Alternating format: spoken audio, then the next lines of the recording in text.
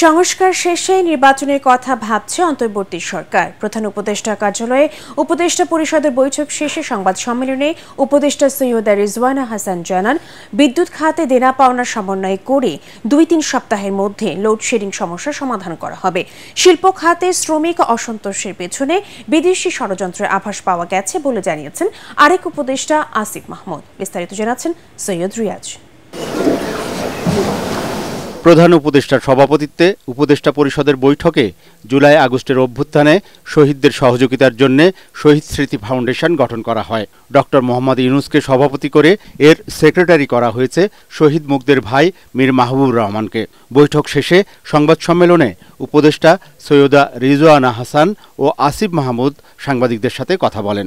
এতে বিদ্যুৎ সমস্যার সমাধানে অন্তর্বর্তীকালীন সরকার কার্যকর পদক্ষেপ নিয়েছে বলে জানানো হয়।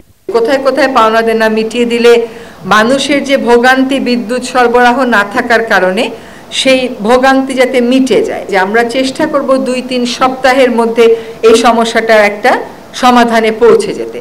বিভিন্ন মন্ত্রণালয়ের জন্য বরাদ্দকৃত অর্থ বেসরকারি ব্যাংকে আটকে আছে জানিয়ে রিজওয়ানা হাসান বলেন, কেন্দ্রীয় ব্যাংকের সহযোগিতায় তা ছাড় করার সিদ্ধান্ত হয়েছে উপদেষ্টা পরিষদে।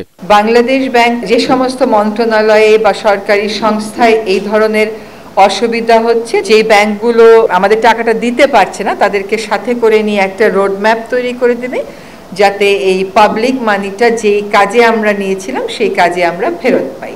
এলো ভিশন মুশকিল আসান অফার। যে কোনো ব্র্যান্ডের পুরনো ফ্রিজ নিয়ে চলে আসুন ভিশন শোরুমে আর নিয়ে যান নতুন ভিশন ফ্রিজ 20% পর্যন্ত ছাড়। জুলাই আন্দোলনকে ঘিরে গণহত্যা, নিপীড়ন ও নির্যাতনের বিচার নিশ্চিতে তৎকালীন প্রধানমন্ত্রী শেখ হাসিনাকে দেশে ফিরিয়ে আনা প্রয়োজন বলেও জানান উপদেষ্টা রিজওয়ানা হাসান।